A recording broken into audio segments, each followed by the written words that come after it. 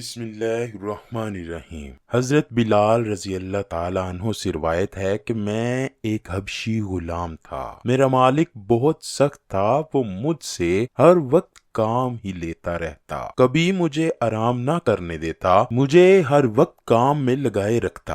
اسی وجہ سے میں کسی اور جگہ جایا بھی نہ کرتا، اسی لیے مجھے زیادہ تر لوگوں کے بارے میں علم بھی نہ ہوتا۔ میں نبی کریم حضرت محمد صلی اللہ علیہ وآلہ وسلم کو نہیں جانتا تھا اور نہ ہی مجھے دین اسلام کے بارے میں علم تھا کہ وہ کیسا دین ہے۔ سردیوں کا موسم تھا، میرے مالک نے مجھ کو جو پیسنے کا حکم دیا۔ میں اپنے مالک کے حکم کے مطابق جو پیس رہا تھا۔ مجھے سخت سردی لگ گئی تھی جس وجہ سے مجھے سخت بخار تھا۔ میں اتنا تھک چکا تھا کہ آرام کرنے کے لیے میں لیٹ گیا اور اپنے اوپر چادر لے کے سو گیا۔ اتنے میں میرا مالک مجھے دیکھنے کے لیے آیا کہ میں نے کتنے جو پیسے ہیں۔ جب اس نے مجھے سوتا دیکھا تو غصے سے لال ہو گیا۔ اس نے میرے جسم سے چادر کو کھینچ اتارا اور کہنے لگا، میں تجھے یہاں کام کرنے کی اجرت دیتا ہوں۔ اس نے میرے سارے کپڑے اتروا دیے اور اتنی سردی میں مجھ کو کھلے آسمان کے نیچے بیٹھا کر کام کرنے کا حکم دیا۔ مالک چلا گیا تو میں دکھی دل سے اشعار پڑھتا رہا اور ساتھ ساتھ جو پیستا رہا۔ تھوڑی دیر کے بعد دروازے پر کسی نے دستک دی۔ میں نے دروازہ کھولا تو ایک حسین و جمیل پر نور چہرے والا نیک بندہ میرے سامنے کھڑا تھا۔ اس بندے نے مجھ سے دریافت کیا، اے نوجوان، کیوں اتنے دکھی ہو رہے ہو؟ میں نے اس بندے سے کہا، آپ کو میرے سے کیا لینا دینا؟ جاؤ اپنے کام سے کام رکھو، یہاں ہر روز بہت زیادہ لوگ آتے ہیں، کوئی بھی میری مدد نہیں کرتا۔ وہ شخص حضرت محمد صلی اللہ علیہ وآلہ وسلم تھے۔ انہوں نے حضرت بلال کی بات سنی اور چپ چاپ جانے لگے تو حضرت بلال نے کہا، یہاں بہت زیادہ انسان آتے ہیں پر مدد کوئی نہیں کرتا۔ حضرت بلال نے سخت الفاظ بولے تو رسول اللہ ان کے سخت لفظوں کو سن کر چلے گئے۔ حضرت بلال کے دل میں جو تھوڑا سا خیال تھا کہ یہ محمد میری مدد کے لیے آئے ہیں، اب وہ بھی امید جاتی رہی۔ نبی کریم تھوڑی دیر گزرنے کے بعد کچھ کھجوریں گرم دودھ کا پیالہ لے آئے۔ رسول اللہ نے فرمایا، اے جوان، دودھ کے ساتھ کھجوریں کھاؤ اور آرام کرو۔ حضرت بلال کہنے لگے، اگر میں یہ کھا پی کے سو گیا تو میرا یہ کام کون کرے گا؟ میرا مالک تو پہلے ہی مجھ سے بہت ناراض ہے۔ رسول اللہ نے فرمایا، اچھا تجھے یہ جو پیسے ہوئے چاہیے نا، میں تمہیں یہ جو پیس دوں گا۔ حضرت بلال رسول اللہ کی یہ بات سن کر بہت خوش ہوئے اور دودھ کے ساتھ کھجوریں کھا کر سو گئے۔ یہ عمل مسلسل کافی دن تک جاری رہا۔ جب حضرت بلال کی طبیعت بہتر ہوئی تو رسول اللہ نے ان کے پاس جانا چھوڑ دیا۔ اسی وجہ سے رسول اللہ کی محبت حضرت بلال کے دل میں گر کر گئی۔ یہ تھا وہ تعارف جس کے بطن سے اس لافانی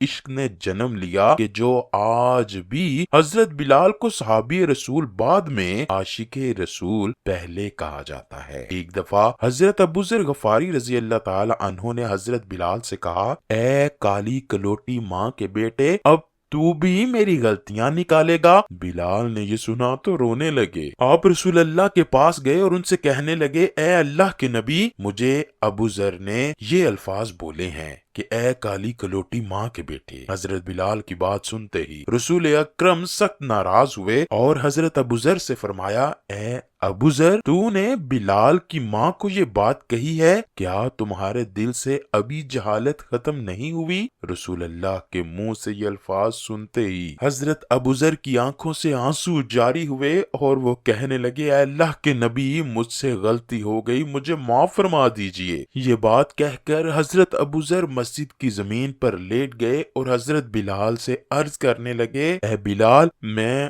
اس وقت تک زمین سے نہیں اٹھوں گا جب تک آپ میرے منہ کو اپنے پاؤں کے ذریعے مسل نہ دو۔ حضرت بلال حضرت ابو ذر کی زبان سے یہ الفاظ سن کے رونے لگے اور حضرت ابو ذر کے گلے لگ کر فرمایا، اے ابو ذر، میں کس طرح اس چہرہ انور کو رون سکتا ہوں جس کے منہ سے اللہ اور رسول اللہ کی حمد و ثنا بیان ہوتی ہو؟